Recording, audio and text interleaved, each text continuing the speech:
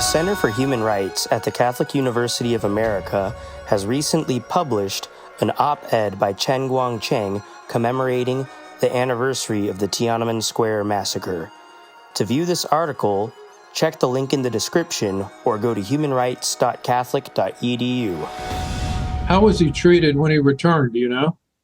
There was no clue for Cardinal Zen, what Cardinal Zen did, or what he received it after he returned to Hong Kong. But it was quite clear that after he returned to Hong Kong, he could celebrate in many diocesan celebrations, including the Eucharist, celebrating the elections of Pope Leo XIV, as well as other votive masses commemorating the church with intentions for the well-being of the church in China. So in a way, Cardinal Zen can still do his ministry at his appropriate conditions, and there's no signs that he's suffering from further harassments or further intimidation.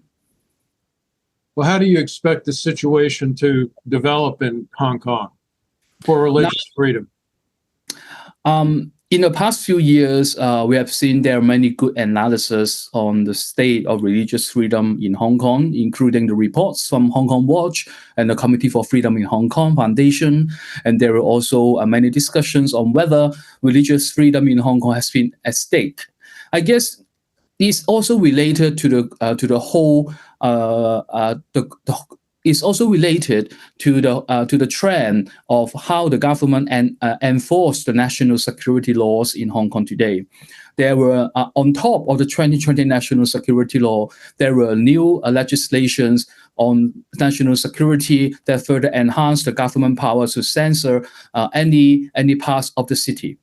And at the same time, religious freedom can be seen as at risk, not because of the government is trying to prohibit any public worship indiscriminately, but it can be found in religious schools, in public schools run by religious groups, including the church, that there is obviously synicization, patriotic education has taken effect on religious education.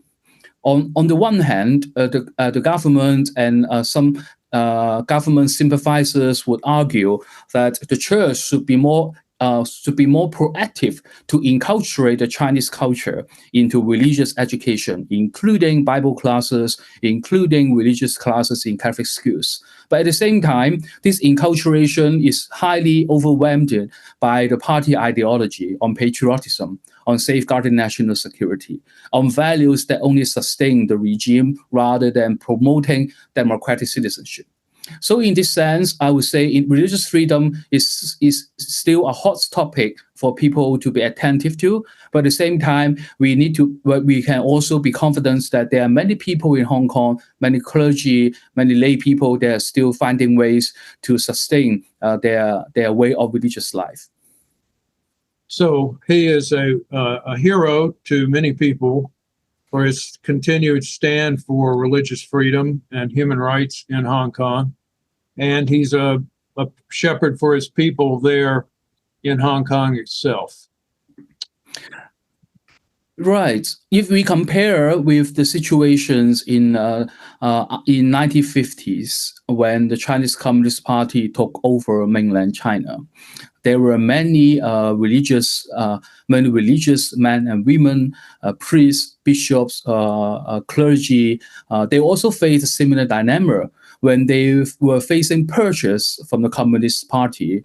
Should they stay to witness their faith, or should they relocate to other places to continue their ministries? Of course, from a theological standpoint, it's really about what is the core of the Holy Spirit, or the core of from God.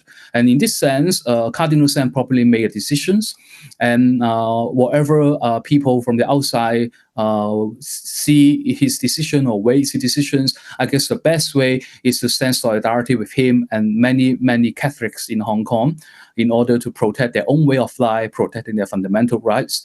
And solidarity, unity is of utmost importance nowadays. Yeah, so we should pray for them and we should help them however we can. Thank you for being with us, Eric. Is there anything you'd like to add before we end the episode? I must say thank you to William and to everyone who are still paying attention to the state of human rights and freedoms in Hong Kong.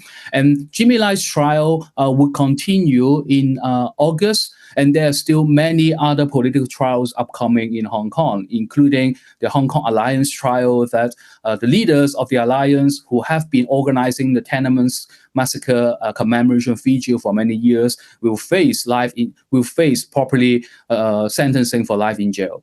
And we shall continue to pay attention to support these human rights defenders. And needless to say, Cardinal Zen is still under police bail for his allegations of violating the national security law. And the government, up till now, for more than 3 years, they are still reluctant to drop his allegations.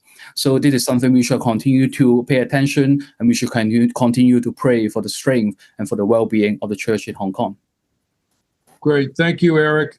And thank you to the listeners and viewers of this episode of the Barefoot Lawyer podcast.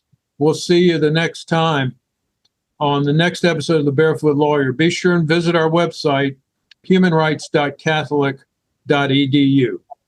The Catholic University of America's Center for Human Rights has published a documentary on the United Nations Universal Declaration on Human Rights.